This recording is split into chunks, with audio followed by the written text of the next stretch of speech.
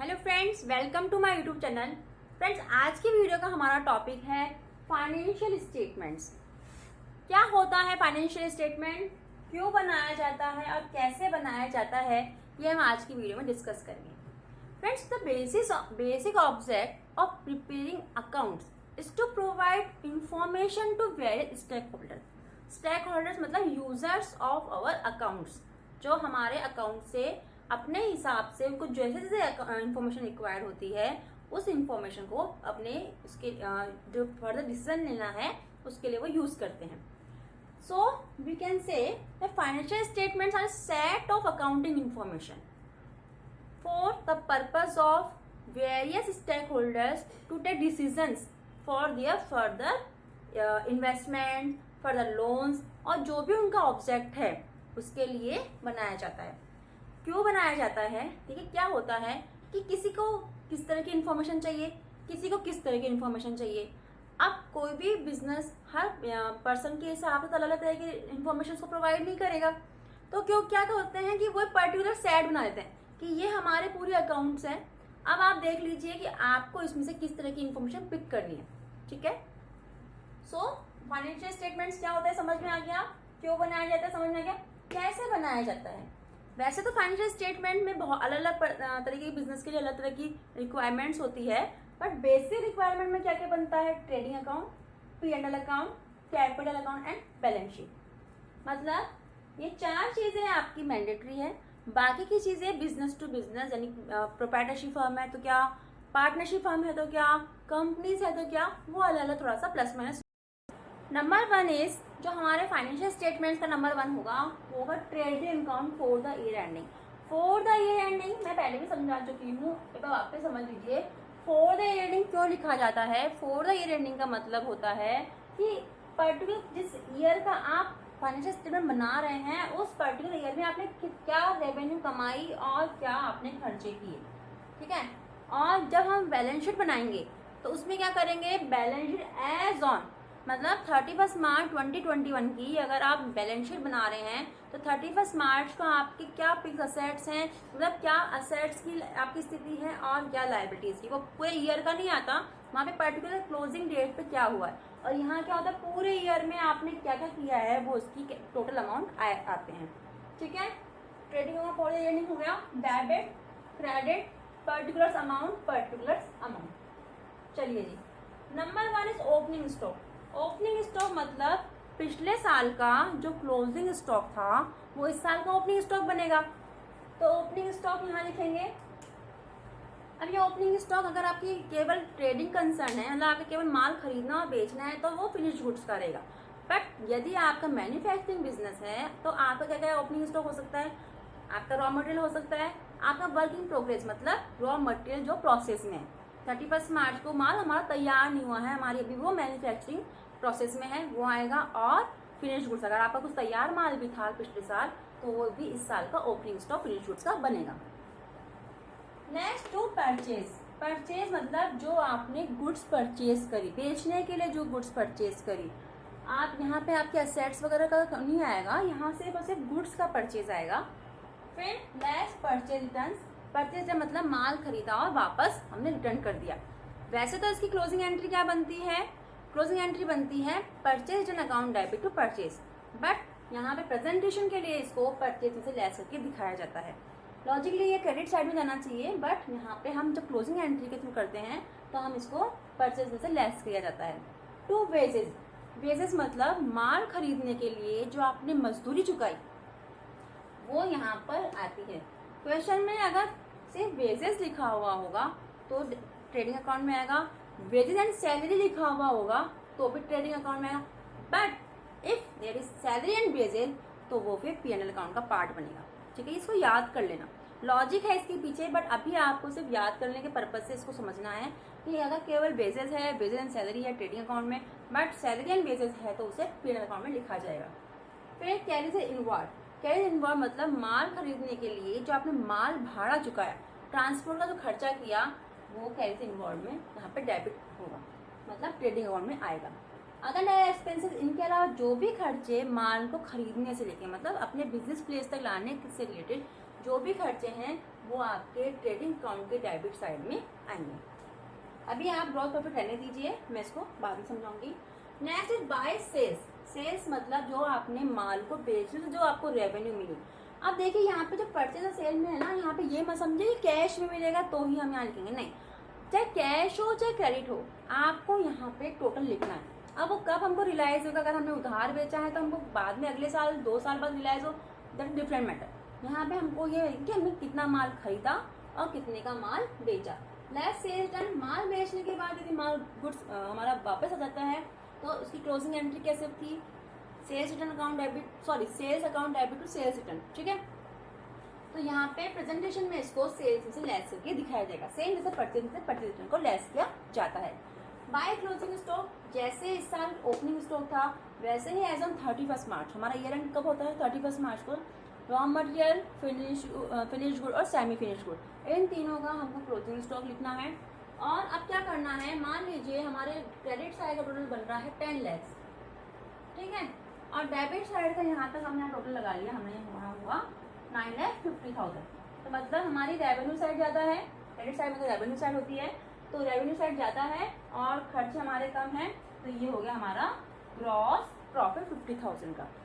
यदि इसका उल्टा है कि मतलब इधर आ रहा है 10 लाख, इधर आ रहा है 9,50,000, तो यहाँ इधर कम है तो ये हमारा ग्रॉस लॉस होगा। कैरी फॉरवर्ड, कहाँ कैरी फॉरवर्ड होगा, ये जाएगा हमारा P&L अकाउंट में, ओके, जो हम अपना नेक्स्ट समझेंगे। Next is profit and loss account.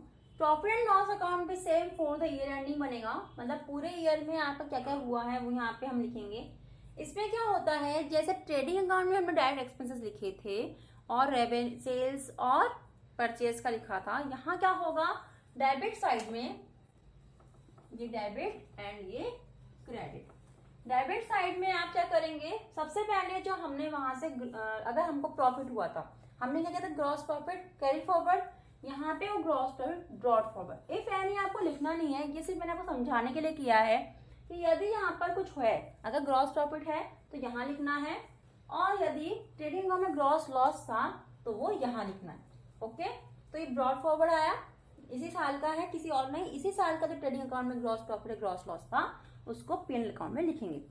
फिर सैलरी एंड वेजेस, आपको समझाया था अगर वेजेस एंड सैलरी है तो वो ट्रेडिंग अकाउंट का पार्ट बनता है, बट अगर सैलरी एंड वेजेस है तो ये P&L अकाउंट का पार्ट बनता है। रेंट, आपने अपने बिजनेस का जो भी रेंट पे किया वो यहाँ आएगा। इंटरेस्ट, आपने किसी से लोन लिया बैंक से या कहीं किसी भी अदर पार्टी से, वो यहाँ आएगा। खर्चे मतलब खर्चे, इंटरेस्ट पेड है, ये इंटरेस्ट रिसीव होगा वो यहाँ आएगा। इधर रेवेन्यू आइटम्स आएंगे, इधर एक्सपेंडिचर वाले आइटम आएंगे। कैरीज आउटवर्ड, अब हमने ट्रेडिंग अकाउंट में क्या किया था, इनवर्ड लिया था। अगर आउटवर्ड आपने किसी को माल बेचा और उस पर जो माल भाड़ा है वो आपने चुकाया है तो वो यहाँ आएगा।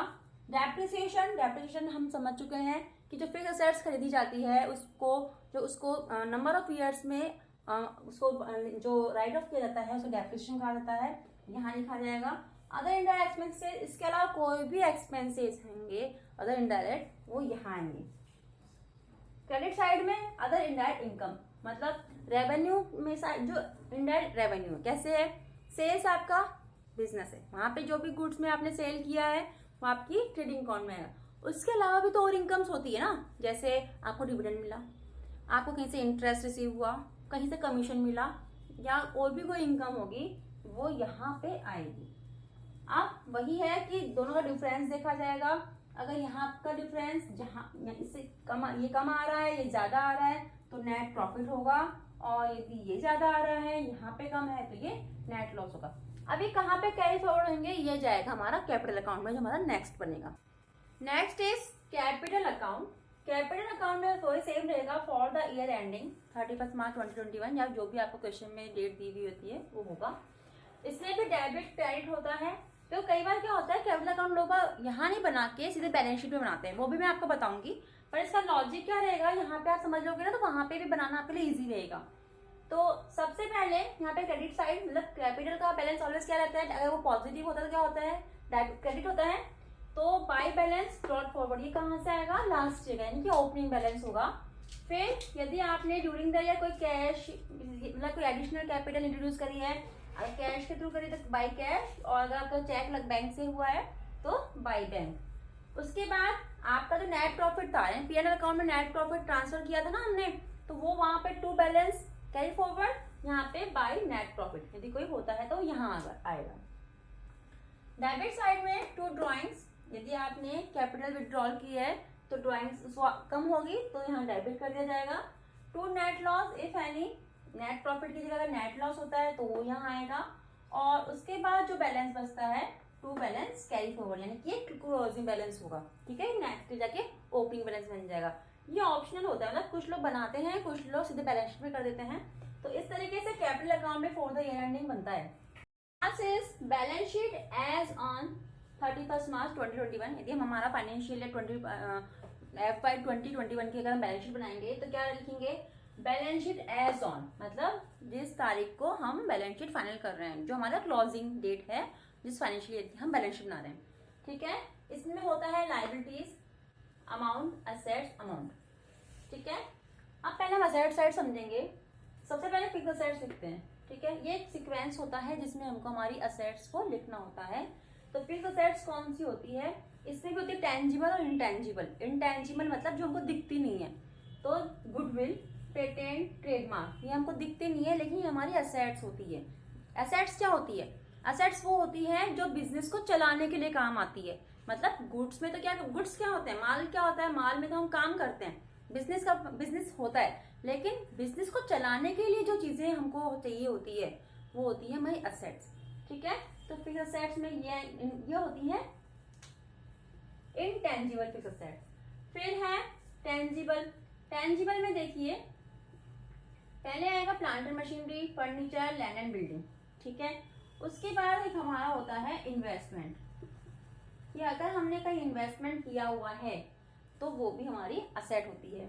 करंट असेट, करंट असेट क्या होती है, जिनको हम विद इन 1 ईयर जो हमारे कैश में कन्वर्ट हो जाए, ठीक है। क्या क्या होता है, क्लोजिंग स्टॉक, डेटर्स, बीआर मतलब bills receivable, cash at bank, अगर आपका बैंक जो बैंक अकाउंट है उसका closing balance, and cash in hand. मतलब ये सब चीजें क्या है, 31 मार्च को जो क्लोजिंग डेट है उस डेट को क्या इनका बैलेंस है, ठीक है। जैसे ये असेट्स है, फिर plant and machinery, furniture, land and building, तो ये सब नेट अमाउंट आएंगे, मतलब डेप्रिसिएशन लेस करने के बाद जो बैलेंस होता है वो यहाँ आता है, ठीक है। इनका टोटल लगा लिया जाएगा। अब हम इधर लायबिलिटी साइड समझेंगे, capital.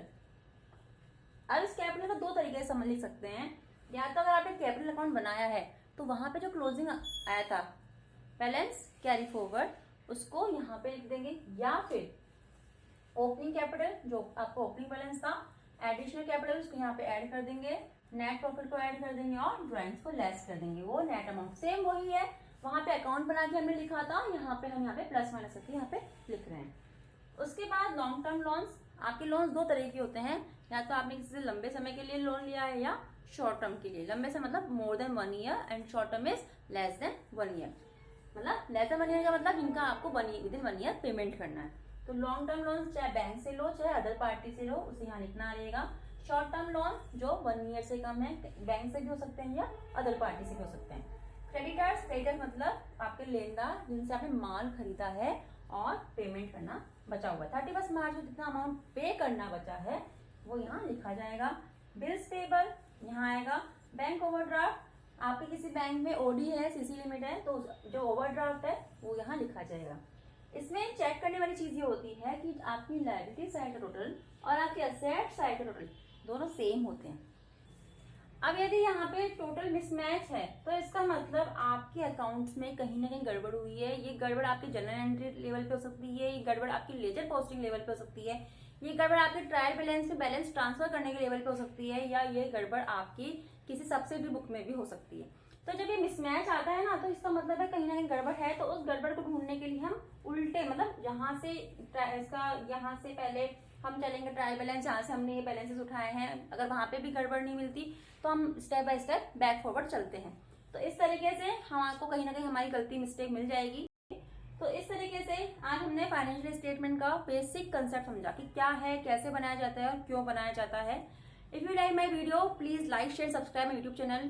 Keep watching, stay tuned, have a nice day.